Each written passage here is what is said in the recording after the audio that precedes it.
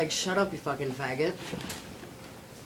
You should have told them to look up the definition of faggot, because you do not qualify for that definition, honey. I'm sorry. So that clearly shows ignorance. Ignorance is not a bad thing. Ignorance is a lack of knowledge. That's all it is. It's not a bad thing. And a lot of people don't, Jordan, not a lot of people have ever met somebody who's trans. It is the least accepted sexual orientation out there. When we're talking about heterosexuals, which is a man and a woman, homosexual, which is same-sex partners, bisexual, meaning it doesn't matter, and transgender. It is the least accepted because nobody really talks about it. Unless you meet somebody, which I've known you for 8 years now. You guys, I knew from when Jordan was little. I knew there was something different. Does that work? Does that work without offending you? I don't want to offend you. Just different about Jordan. He was always like my daughter. Good? Does that work? Like always just had a feminine part of him. And not a lot of people know that until they really get to know you. Also, I watched another video of it was a prank pulled where they filled a theater with a bunch of Harley dudes and people with big beards and tattoos and piercings and, you know, split tongue. You guys know those split tongues where they cut their tongue and it looks like a snake tongue? They filled this audience with all them kind of people, and then they got a couple, guy, girl, two guys, two girls, whatever, to come into this theater and pick a spot to sit down. There was only 2 seats available. And it actually is not the best thing to talk about because it is an alcoholic beverage commercial, but it just shows stereotyping. How somebody will look at a group of people. Most of the couples turned around and walked out. They wouldn't even sit down. And then the couples that did sit down, then they threw up all these cheers, and these people were taking off all their scared looking getup, and they were just normal people like everybody else. 20% better. I say this, the only thing that humans are human. Part of my friends, we all eat, sleep, shit, go to school, work. We all do the same thing, just at a different pace, some of us. Or at a different time, or we wear different clothes while we do it. You know, like, we are all human. We all have feelings. We all get mad, sad, happy. Everybody has feelings. And sometimes it's the smallest thing that can save somebody's life. The smallest thing. You could be walking down the hallway and see somebody. See the fear and frustration. I mean, how many times have you been walking down the hallway and you see kids are hurting? You can see it in their face. You can see it in their body language. You can hear it in their words. Sometimes all that person really needs is a friend. How many people have just been having a crappy day, and somebody came up to them and just made their day with one word? Hey, how's it going? How are you? Are you okay? Do you need a hug? Sometimes don't we just need a hug? We just need to be like squeezed, you know, that good feeling of embracing people. The smallest things can A, make somebody's day. But what else? If you see somebody bullying, how can you stand up for them? Give me some ideas. How can you stand up?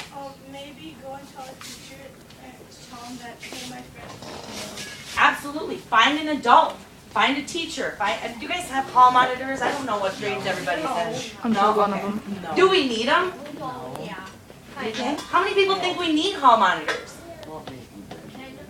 Where does, in school, where does bullying take place? In the halls, in the lunchroom. Outside. Outside? Everywhere. Everywhere? Does it happen in classrooms? Yeah. Spitballs, passing notes, texting? What do you want to do, her? Yeah, her. Aren't cell phones illegal in school? No. Oh, like under the table hiding them? What did I do it on my day? I take it out and I'll just sit there and I'll text messages like, I mean, like, they're like, okay, whatever. Except Mr. Ollie. So some people it's okay, some teachers are not okay with that. So we have 3 guests tonight that are going to talk about a bullying experience. If anybody wants to volunteer and tell their story, they're more than welcome to. Let's just get the 3 that we have already asked to talk first. Jordan, you're going to go first. Brendan, you're perfect timing. You're going to record this too? Yeah. And I want you to just relax and talk whatever story you want, whichever one. I think there's a few that you could tell. I'm Jordan. Hi, Jordan. How many people know Jordan? I got it. I love him. Or you know me as Nevaeh. Yep. No. Yeah. Love you. Nope. I feel the love. School sucks for me because there's days that I wake up and I'm like, do I choose to go to school today or do I stay home and feel comfortable and be able to be who I am at home with my loving and supporting family?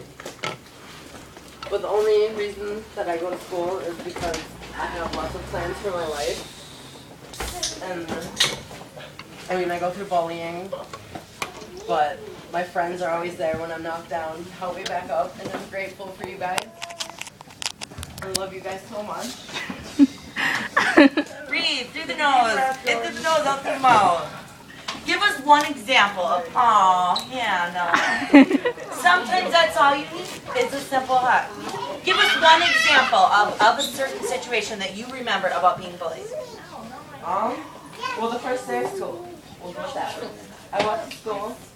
because all happy, excited. I was like, oh, I'm going to have fun today. I was dressed up. And I get to school or whatever, and everyone's looking at me. Rumors are getting spread about me. I get called a freak show. People still, they're like, this is disgusting, you're gross. People are always just talking about me at school, taking pictures of me and sending it places. Yep. What else? Anything else you want to share?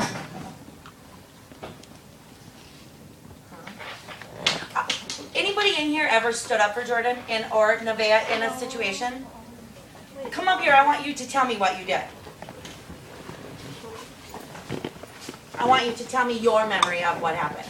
Okay, so there was like 3 guys and their girlfriends in the hallway, and they were all, I don't know if you were there or not, but they were all saying stuff and saying that he was nasty and just bad, horrish stuff, just nasty. And I was like, I just walked up to them and I'm just like, that's not cool. That's disgusting. Like, what if somebody said that about you? You know? Excellent. Thank you. Thank you. Hannah? Oh, You're next. On the spot. Are you going to sing us a song first? No. Tell me about a specific bullying experience. The first one that pops in your mind. I'd like to say something first that popped into my mind as I was sitting on the floor listening to you speak. Have any of you ever seen, you've all seen, Rudolph the Red-Nosed Reindeer and the Island of Misfit Toys? Well, I feel like all those elves, and that one elf that wanted to be the dentist, they were all really mean to him and stuff, and I feel like running away was not the option. I'm glad he went back and chose to be a dentist.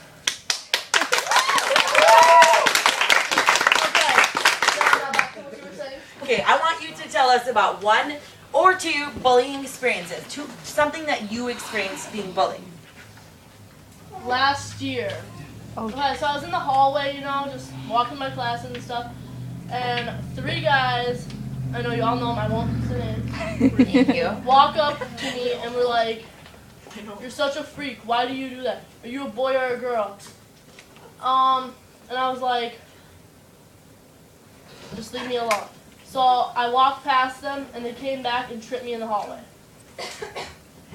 Who saw that? Did anybody in here see it or were a witness to it? No? Nobody? What if somebody were walking with her, what could they have done?